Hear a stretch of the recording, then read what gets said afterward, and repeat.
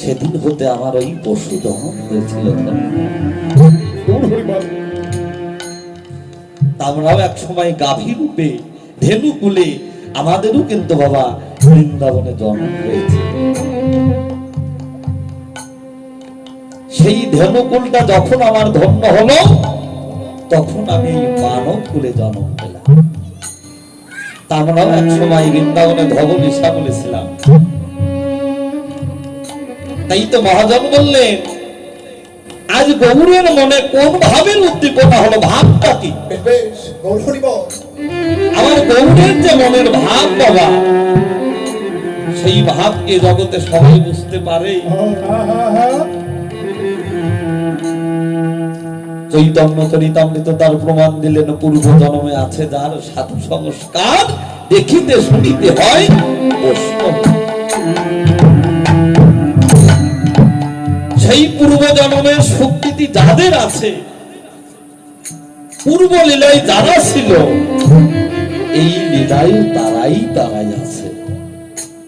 যার যতটুকু কৃপা হয়েছে,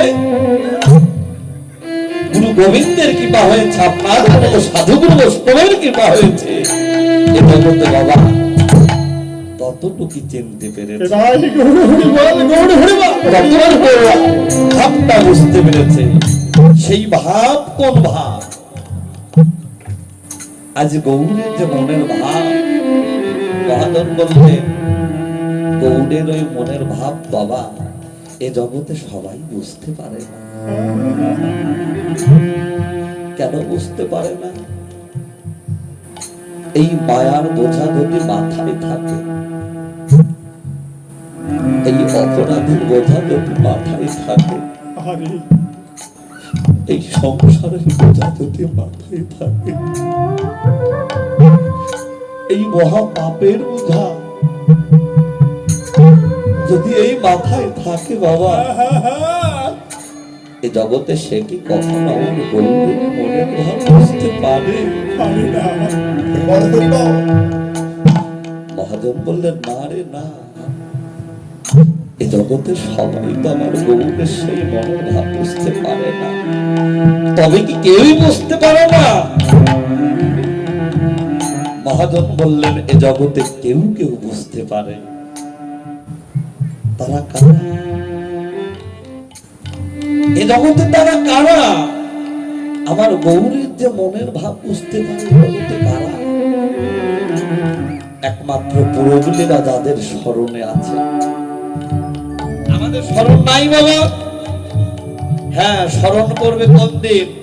রক্ত মাংসের দেহ তো, রক্তের তেজ আছে। ভগবান কি জিনিস আমরা এখন বুঝতে পারছি না।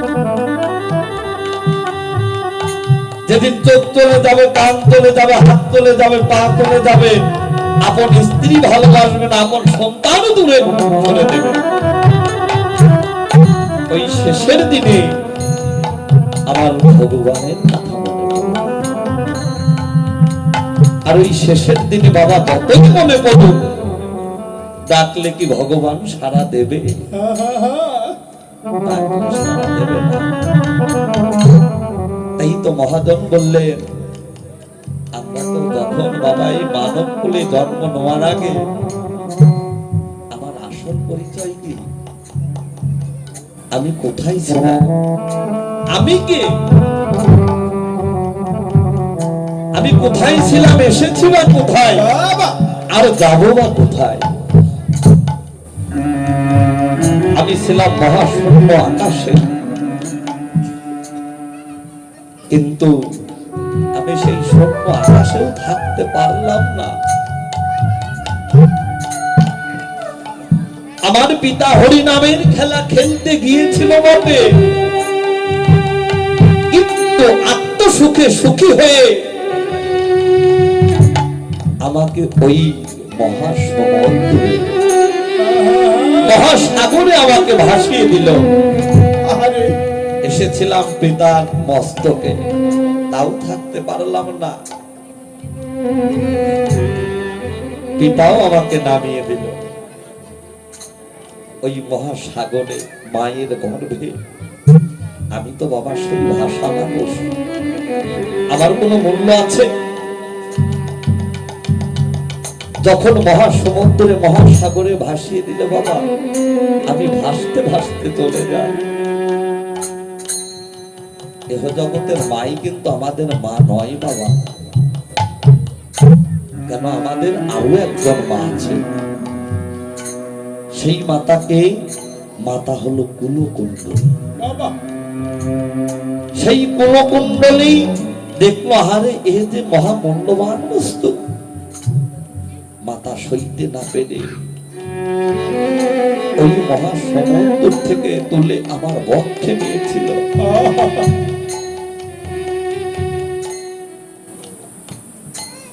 যখন বক্ষে নিলে বাবা, গৌরহরের কৃপা 10 মাস 10 দিন পর এই জগতের বুকে এলাম, ধরা এলাম। কিন্তু কথা দিয়েছিলাম, কথা হয়েছিল কোন সময়? 7ম মাসে আমার জীবাত্মার সঙ্গে আমার পরমাত্মা হেডমন্ডে কথোপকথন হয়েছিল। বলেছিলাম, হে দয়াময়, শুনেছি জগতে যার কেউ নেই,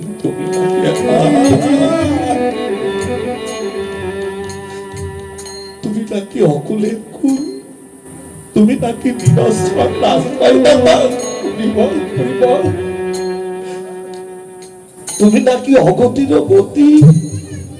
দয়াময়, আমি আর কতদিন এই অন্ধকার কারাগারে আমি থাকবো? তোমার কি কৃপা হয় না প্রভু? আমার একটু আলোর সন্ধান দেখাও। তুমি একবারে কৃপা করে আমায় ধরা ধামে পাঠাও। ভগবান বললেন, ওরে তুই যে ধরা ধামে যেতে চাস, ওই ধরা ধামে গিয়ে তুই তো আমায় ভুলে যাবে না। তুই ধরা ধামে গিয়ে কি করবি? আমি বলেছিলাম, হে দয়াময়,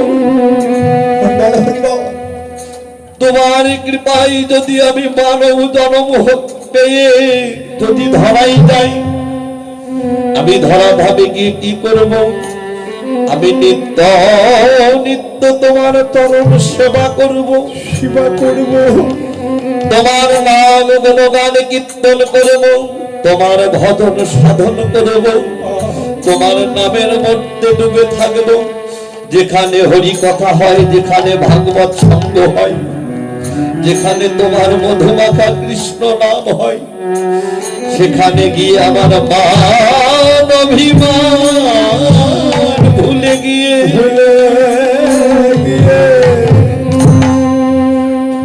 অহংকারের আসন আমি পরিত্যাগ করে,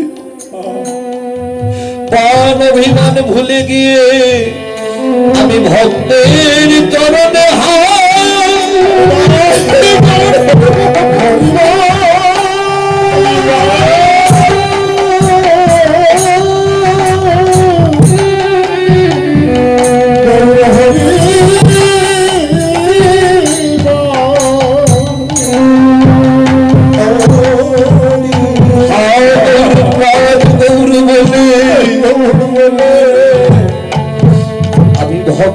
চরণ ধুলাই পড়ে যাব। আমি ভক্তের চরণ ধুলি অঙ্গে মেখে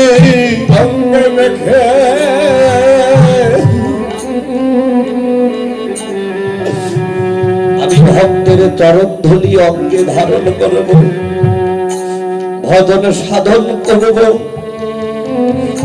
আবার যখন আমার ফেরার সময় হয়ে যাবে,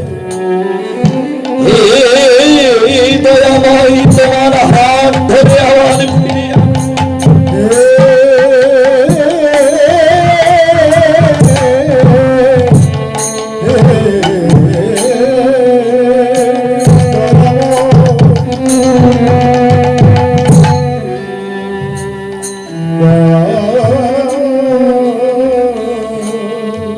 কিন্তু বাবা, ধরাধামে সে মায়ার কবলে পড়ে সংসার আমার, বাড়ি আমার, টাকা পয়সায় আমার, বিষয় বাসনায় আমার,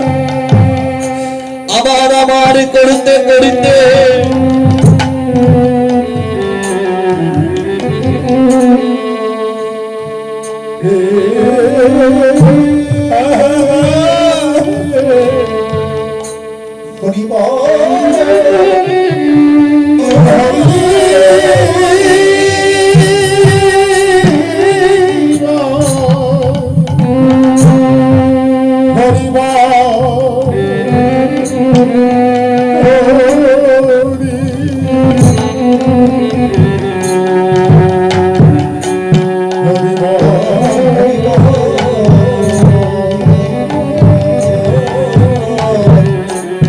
তো হে সাধুগুরু বৈষ্ণব,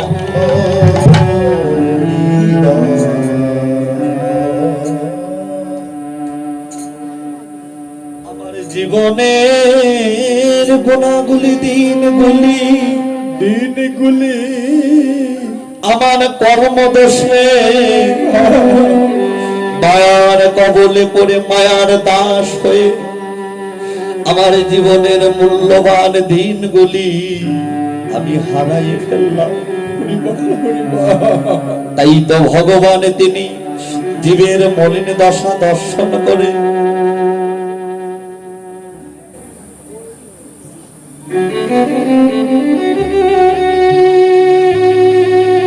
এই পাপাশ্রিত কলির জীবের মলিন দশা দর্শন করে দুরাচারী ব্যভিচারী কৃষ্ণ ভোলা বহির্মুখ জীবকে উদ্ধার করবে বলে, মুক্তি করবে বলে ভগবান ভগবান হয়ে ভগবানের আসন পরিত্যাগ করলেন। তিনি যখন বৃন্দাবনে ছিলেন তাহার মাথায় ছিল মোহনচূড়া, হাতে ছিল মোহনবাসী, পায়ে ছিল সোনার নকল। সে সমস্ত ভূষণ অলঙ্কার পরিত্যাগ করে স্কন্ধে ভিক্ষার ঝুলি বলে নামাবলী, হাতে কমণ্ডল ধারে ভক্ত ভাবাবেশ অঙ্গীকার করে এই দিন বাঞ্ছিত ধন বোঝে না হইল পূরণ, সেই কারণে গৌর নদীয়াতে উদয়। গৌর হরি বললেন আমি যদি না কাঁদি এই জগৎ কাঁদবে না, আমি যদি বদনে হরিবল হরিবল না বলি এই কলির জীব কখনো হরিবল বলবে না। আমি যদি ভক্তের চরণ ধুলায় লুটিয়ে না বলি আরে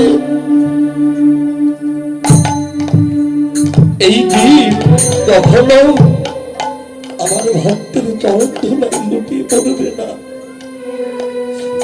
নিজে আতারিয়া ধর্ম জীবকে শিখিয়ে দিলেন, হে জীব, হে জগৎ, তোমরা যদি তোমাদের মানব জন্মটা ধন্য করতে চাও, আমার চরণ যদি পাওয়ার বাসনা থাকে, তোমরা আমা হতে ভজন একবার শিখে নাও। তাই তো আজ আমার গৌরী সেই প্রভের লীলার কথা মনে করে বোঝো ভাবে ভাবান্বিত হয়ে আর সেই ধবনী শ্যামলকে ডাকছে।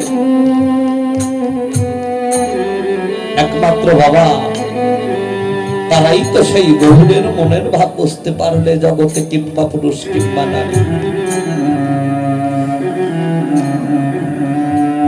এ জগতে যারা গৌরকে ভালোবাসে গৌর বলিতে হয়ে যায় আত্মহারা, প্রাণ গৌর বলিতে হয়ে যায় দিশাহারা, প্রাণ গৌর বলিতে হয়ে যায় যারা পাগল করা। গৌর বিনা যেন আর জানে না, আর বোঝে না। গৌরীর অন্তরঙ্গ যারা যারা, গৌর দেশের মানুষ যারা, গৌর ভালোবাসে যারা,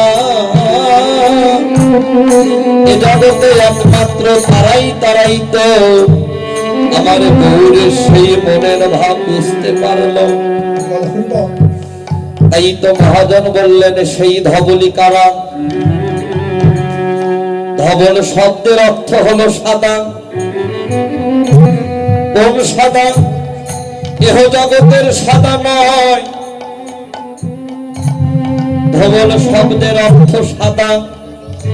তোমার এই মানব দেহের মাঝে সেই পিতৃহান ধন মস্ত বস্তুকেই বলা হয়েছে সাদা। যারা গুরু কৃপা বলে, তারা ওই কৃষ্ণ ধনটাকে, পিতৃহান ধনটাকে যারা গুরু কৃপা বলে ধরে রাখতে পারে, এ জগতে তারাই হলো ধবলী। শ্যামলী রাধা কৃষ্ণ মিলিত কোন গৌর হরি। ভিতরে কৃষ্ণ বাহিরে রাধা, রাধা আর কৃষ্ণ মিলিত তম গৌর হরি। তাই তো আজ আমার গৌর হরি সেই ধবলি শ্যামলীকে ডাকছে। ধবলি শ্যামলী কারা? মহাজন বললেন যারাই আমার গৌরকে ভালোবাসে, যারা গুরু কৃপা বলে নিত্য নিত্য, সেই কৃষ্ণ হেন ধন, গৌর হেন ধন, ব্রহ্মস্তবস্তু পিতৃ হেন ধন, যারা গুরু কৃপা বলে ধরে রাখতে পেরেছে, গুরু গোবিন্দের চরণে যারা এই দেহ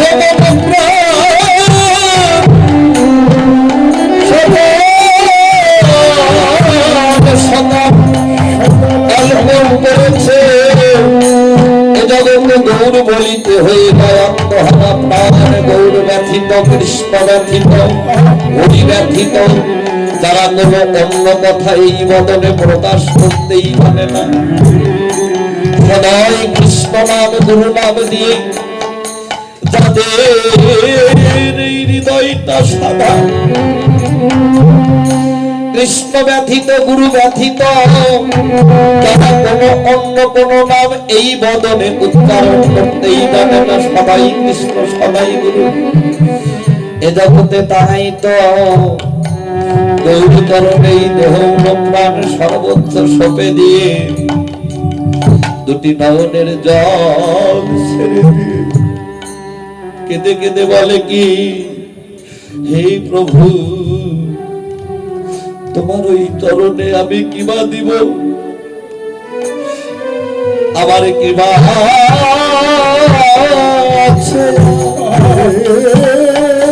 আমি কিবা দিব, কেননা আমি আমার কর্মদোষে আত্মসুখে সুখী হয়ে আমি যে সবই হারিয়ে ফেলেছি, তোমার ওই রাতুল চরণে দেবার মতো তো আমার কিছু নেই।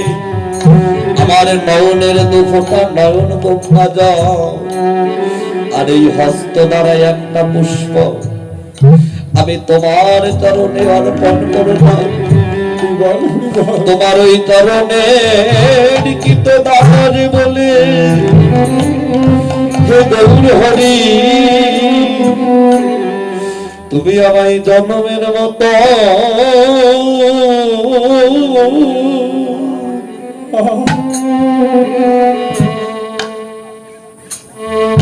তুমি আমায়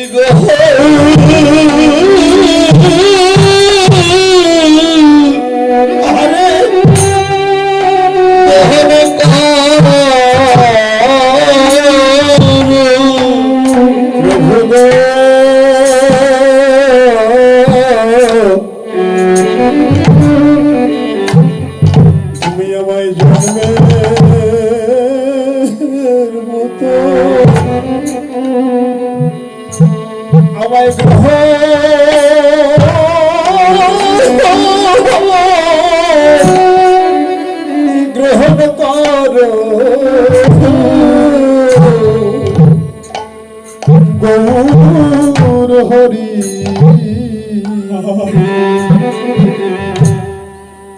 তুমি আমায় জন্মের মতো আমায় তুমি গ্রহণ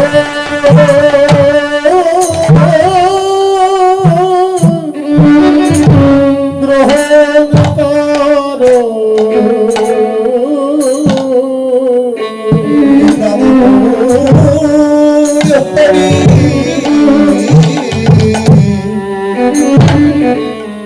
তুমি আমায় জন্মের মতো আমায়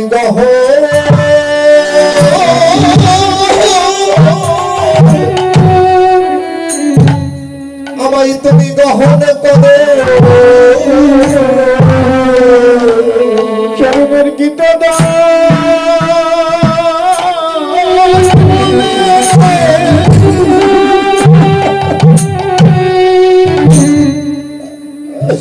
প্রভু তোমার চরণের গীত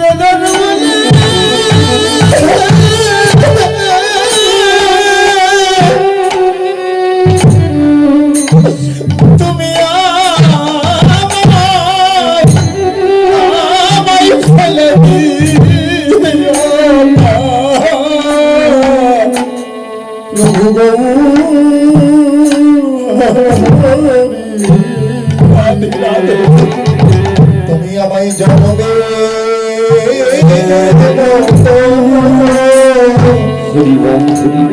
আমায় গ্রহ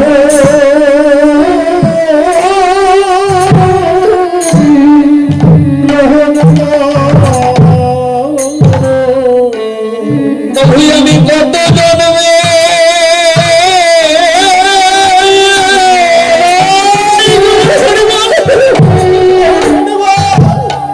আমি কত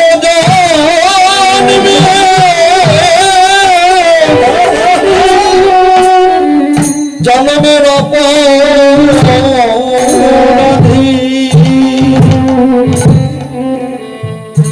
প্রাণে গৌর হে প্রভু আমি জন্মের মতো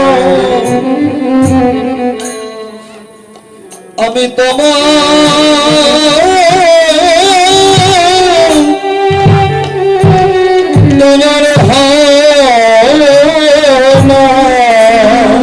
আমি যে কত জন্মে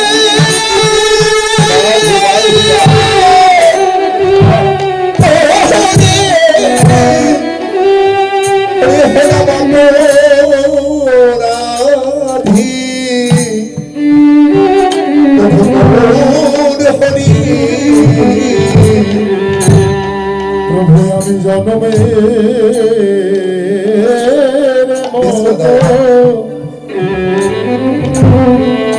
জন্মের মতো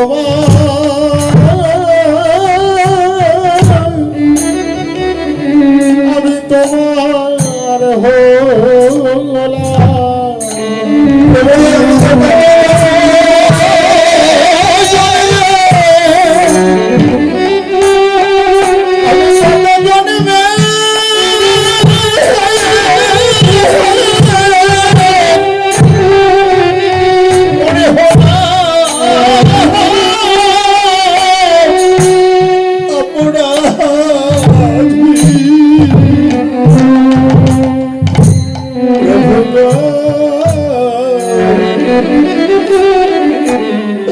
প্রভু তুমি জন্মের মতো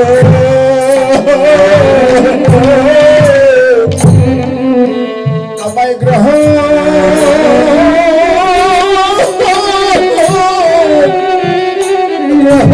করো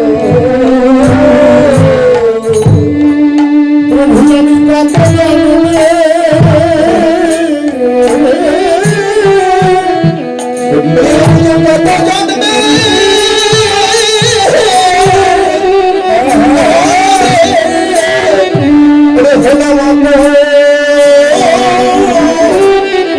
অপরাধী প্রভু তুমি আমায় জন্মের মতো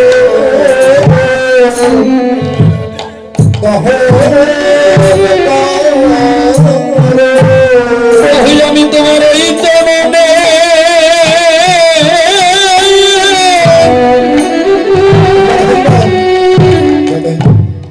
আমি তোমার এই জন্মে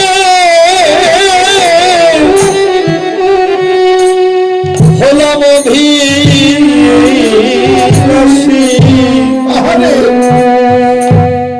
প্রাণে গৌর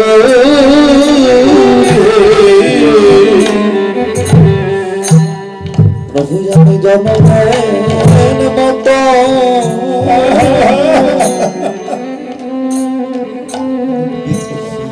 আমি তোমার আমি এই প্রভু আমি এই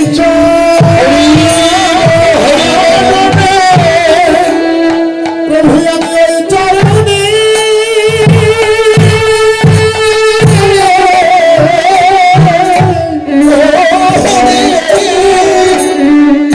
হলাম অপরাধী প্রভু তুমি জন্মের মতো আমার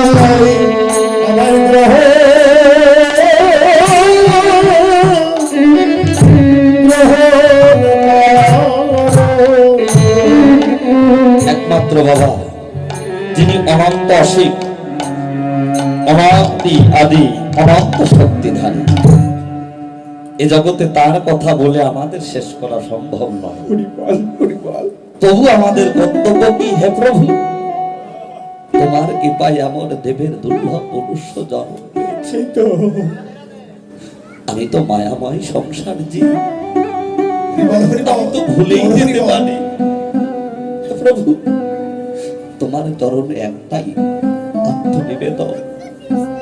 আমি শত কাজের মাঝে, আমি শত কর্মের মাঝে, আমি যদিও তোমায় ভুলে যাই, হে দয়াময়, হে করুণাময়, হে দয়ালু, তুমি যেন আমায়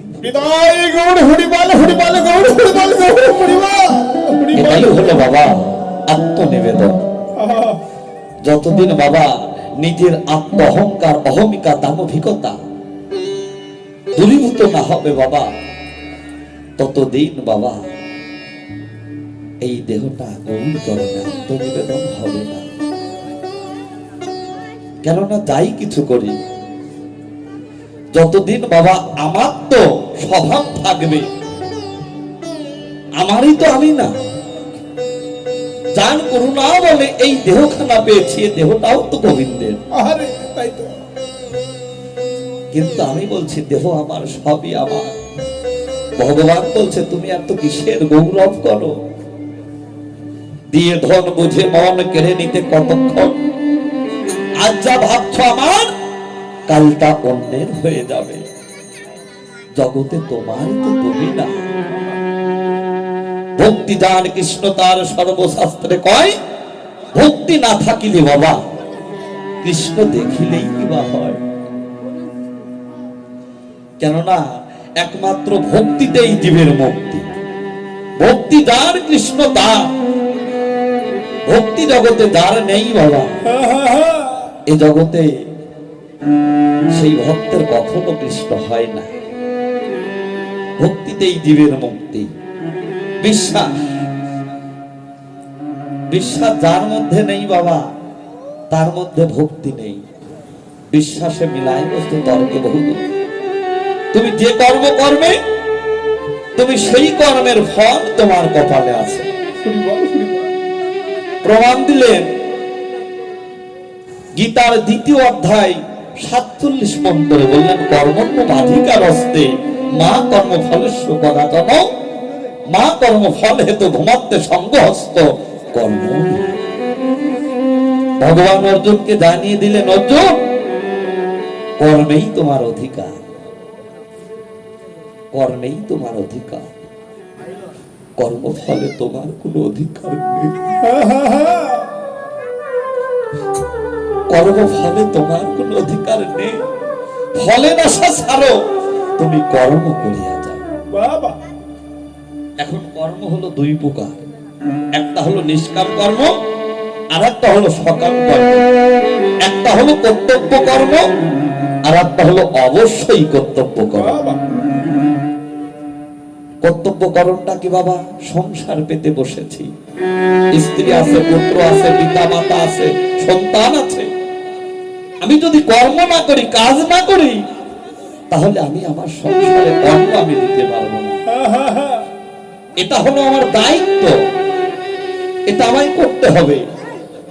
কিন্তু অবশ্যই কর্তব্য করণের কাছে বাবা ধরতে গেলে আমরা টোটালি বাদের খাতায়। আমরা বললে ভুল হবে, আমার কথাই বল।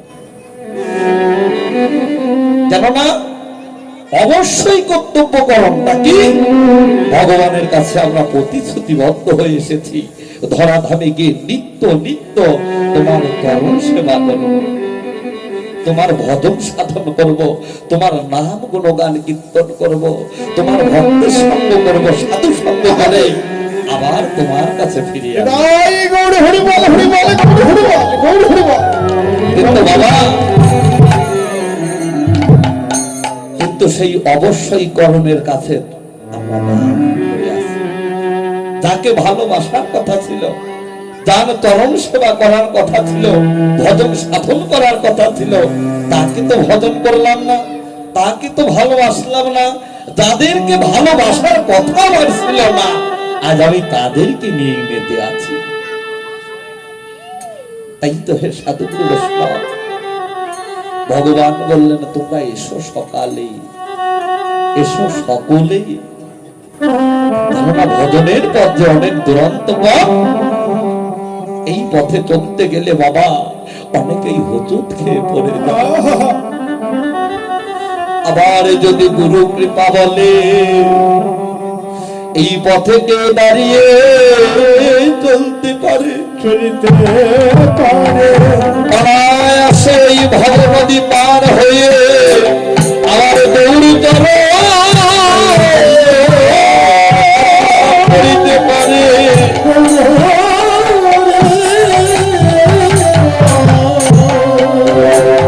ভগবান বললেন অষ্টদশ অধ্যায়, ভগবান বললেন আমার কাছে তোমাদের আসতেই হবে। অষ্টদশ অধ্যায় ৬৬ মন্ত্রে তিনি প্রমাণ দিলেন সর্বধর্মান পরিত্যাজ্যং মামেকং শরণং ব্রজ অহং তং সর্ব পাপভ্যং মোক্ষায় স্বামীমাম। সর্বধর্ম পরিত্যাগ করে তোমরা আমার চরণে আত্মসমর্পণ করো, তোমাদের সমস্ত পাপ তাপ থেকে আমি মুক্ত করবো, আমি কথা দিচ্ছি। কিন্তু বাবা তোমাকে ধর্ম পরিত্যাগ করতে পারো। তোমার এই মানব দেহটা 10টা ইন্দ্রিয় 6টি রিপু দিয়ে গঠিত। 10 ইন্দ্রিয় 6 রিপু দিয়ে এই মানবটা মানব। তুমি 10 ইন্দ্রিয় 6 রিপুটাকে জয় করে যদি সকাল সকাল আমার তরফে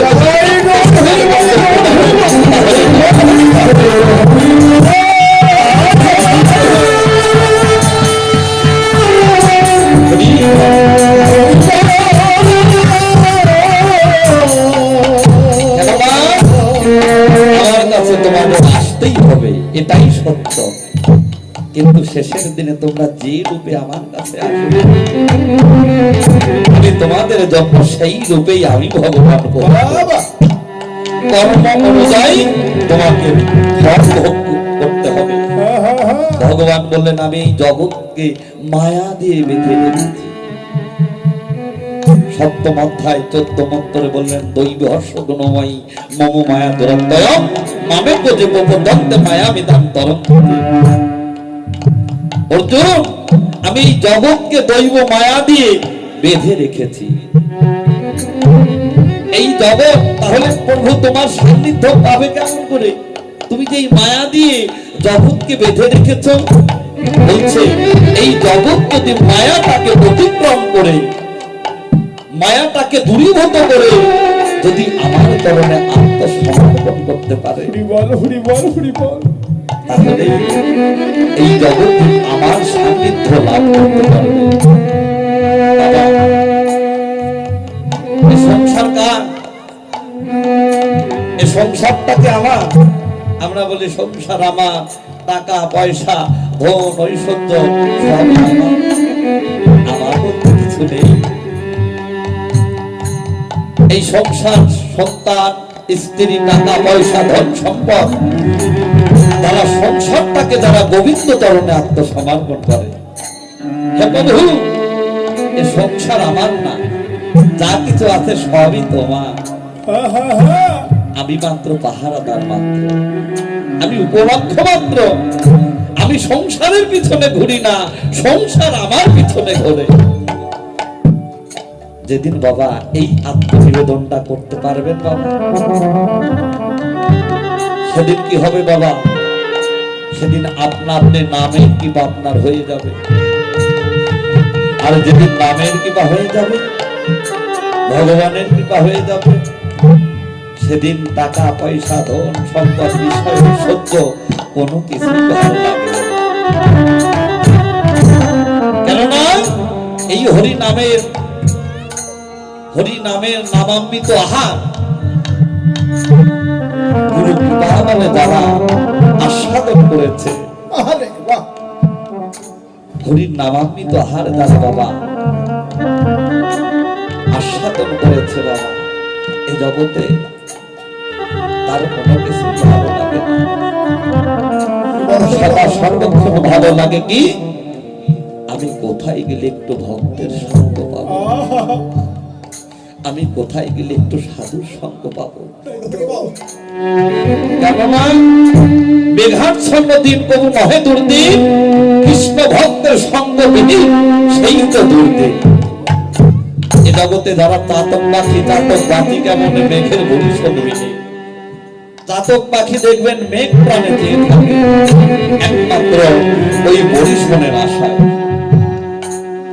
আর এই জগতে আমার সাধুগুরু বৈষ্ণব মহাজন বললেন মেঘাচ্ছন্ন দিন প্রভু নহে দুর্দিন, কৃষ্ণ ভক্তের সঙ্গবিহীন এ জগতে সেই তো দুর্দিন।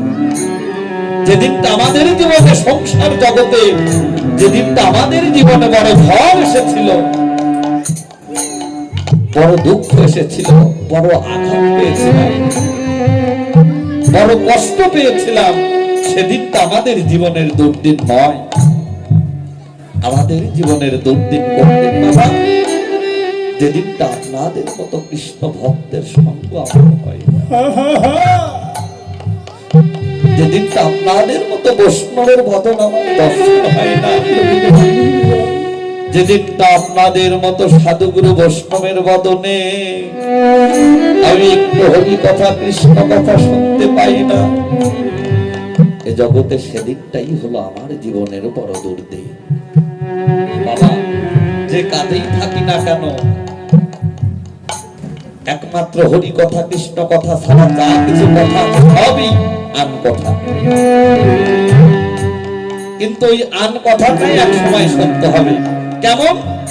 যে কর্মই করেন, যে কথাই বলেন, সেই কথার মধ্যে যদি জয় রাধে, হরে কৃষ্ণ, জয় নিতাই যদি কৃষ্ণ নাম থাকে, সেটা হবে জগতে মধুর কথা। এ ব্যথিত বাবা যে কথাই আমরা আলোচনা করি সবই হলো আন কথা। তাই তো আজ আমার ভগবান গৌর হরি বলছে, আমি তোদের অনেকদিন হয় দেখি না। অনেকদিন বলতে কতদিন? প্রায় ৫,৫০০ বছর আগের কথা। শ্রীধাম বৃন্দাবনে আচার্য সাংস্কৃতিক কেন্দ্রের পুরুষ ভগবান তিনি রাধারানীর ঋণ শুধিবার লাগে ৫১৪ বছর নদিয়াতে সতীমায়ের রত্ন গর্ভ সিদ্ধ হতে আবির্ভূত হয়ে তিনি ব্রজভাবে ভাবান্বিত হয়ে সেই ধবনী শ্যামলীকে ডাকছেন। আমি অনেকদিন হয় দেখি না, আজ আমার ভগবান গৌর হরি তাই সেই ধবনী শ্যামলীকে ডাকছে। ও ধবলী, তোমার মায়ার ঘুমে ঘুমিয়ে থাকিস না, একবার বদনে হরিবল হরিবল বলে ছুটে আয়। কেননা তোদের ওই কৃষ্ণ বলা হরি বলা বদন আমি কতদিনে দেখি না। এ জগতে প্রকৃত যারা ভক্ত বাবা, তারা কোনোদিন ভগবানকে খোঁজে না। প্রকৃত যারা ভক্ত তারা কোনোদিন ভগবানকে খোঁজে না। ভগবান নিজে এসে ভক্তের কাছে ধরা দেয়। আজ দেখেন ভগবান নিজে এসে ভক্তদেরকে ডাকছে। আমি অনেক দিন হয়, আমি কতদিন তোমাদের মতো কৃষ্ণ বলা বদন দর্শন করি না, হরি বলা বদন দর্শন করি না। তোমরা একবার ছুটে এসো। লীলার পাশ হতে ভাবুক বৈষ্ণব কই বলছে, আহারে আহারে, আমার ভগবানকে তিনি পাগল হলেন। যারা আমার গৌর হরিকে কোনদিন এমন ডাকার মতো বদন পেয়ে, কৃষ্ণ বলা বদন পেয়ে, গৌর বলা বদন পেয়ে, যারা কোনদিন হা গৌর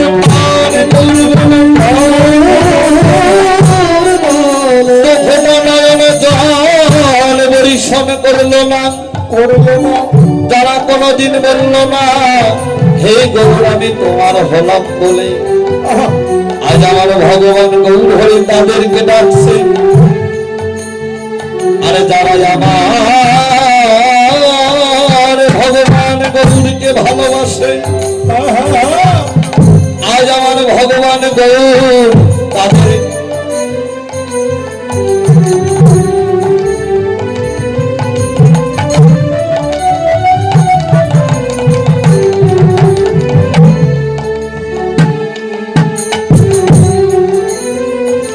গৌর কি পাগল হলে বাবা ভগবান কি পাগল হতে পারে?